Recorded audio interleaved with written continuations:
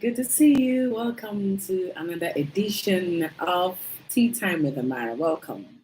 Tea Time with Amara. I'm so happy to be here with you. I hope you're good. I hope you're fine. And I hope you are alive. And you're happy to be alive. So it's still Think and Grow Rich, chapter 5. Chapter what? Chapter 6 this time. Yesterday was chapter 5. Specialized knowledge, telling us to focus on the area in which we want to excel and get all and learn all that we can there. Be the kind of person that's flexible to learning. Don't forget, we started from chapter 1, which is thoughts. Thoughts are things and powerful things at that. And then went to desire. Your desire has to be very, very strong. When the going gets tough, and it's going to get very tough, it's going to look as if there is no hope. Hello, hi, nice to have you in my life. It's going to look as if it's not going to work.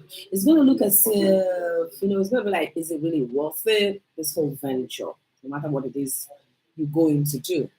Just keep your desire very strong. Have some faith, all right? Believe that it will work. Everything that has ever happened in life were based upon people who believed, who hoped against hope, and they found results. What's a suggestion? What you tell yourself to, what you focus on, what you concentrate on. That was chapter 4, auto suggestion. Learn the skill to concentrate on that single idea, on that single desire, on that which you want to really achieve. Napoleon Hill is taking us on a journey on the principles of wealth creation or the principle of how to succeed in whatever you are doing. First is thoughts. Your thoughts. Have you thought about it? Can you hold on to that thought? Can you remain positive on that thought? Second one is desire. That desire has to be very, very strong. That's what separates it from wishful thinking. It's not wishful thinking. A strong desire. He also encourages you to put it into writing. Not only put it into writing, read it to yourself every single day, morning and night, in a quiet place. Find time to concentrate, a quiet time you suggest in the night when you're in your bed. Think, really, really think about that which you want to achieve. And then specialized knowledge. Learn all you can learn. Learn, unlearn, relearn. No, you unlearn first, then you learn and you relearn. Be flexible. Be the kind of person that gets all you want to get. And if for any reason you do not have the formal education or the level of formal education that you wish you have, do not let it be a reason why you can't excel in a particular field. Just have the kind, don't be flexible enough and be able to take in all that you need to take in. Then today's chapter, which is chapter 6, talks about imagination. Wow.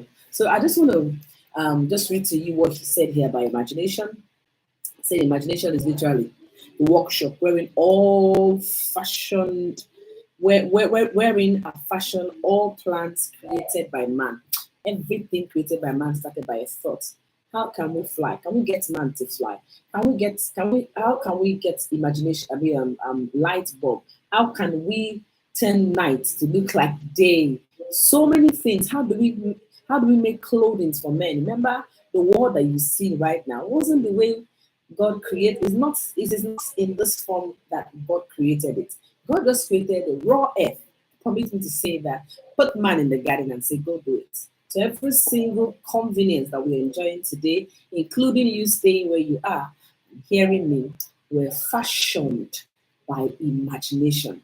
How can remember the guy called I think it's Paul Henry, how he thought that it's possible for him to project the voice of man and it can be heard thousands of miles away. He was locked up. People around him thought he was crazy. How dare you think like that? How can that even happen?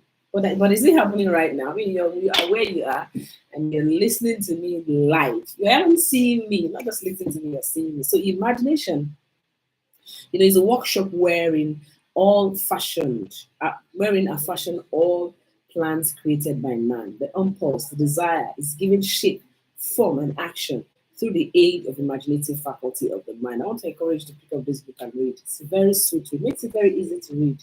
In chapter 5, and my duty is to just come here and remind you that you should pick up this book and read and share with you, just give an idea what the chapter is talking about.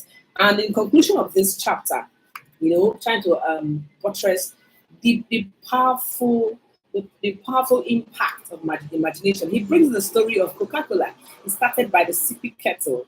That's how he started it. But follow the story, and you find that he's actually talking about Coca-Cola. And he concludes it by saying, "Whoever you are, wherever you may live, whatever occupation you may be engaged in, just remember in the future, every time you see the words Coca-Cola, that uh, that its vast empire of wealth. I do not know if there's anywhere in the world you go to that you won't see a bottle of Coke. It's possible. In the remotest village in this country I live in, you see a bottle of Coca-Cola. They've done a wonderful, fantastic job. And they actually, it's one company that really, really um, um, motivates me and inspires me to keep promoting my brand, my product, because they never gave up. Initially, it was tough, it was difficult, it was as if it was not going to be possible, it wasn't going to work. But look at where they are right now. So it's saying that every time you see the word Coca-Cola, that its vast empire of wealth and influence grew out of a single idea, and that the mysterious ingredients in the ingredient, the drug clock asacandla, mixed with the secret formula was imagination. It was imagination that he actually mixed with it. So stop and think about that for a moment. The steps to riches. Remember that also that the step to riches described in this book were the media through which the influence of Coca-Cola has been extended in every single town, village, and crossroads of the world. And that any idea you may create, now this is for you, any idea you may create, any idea you may create, and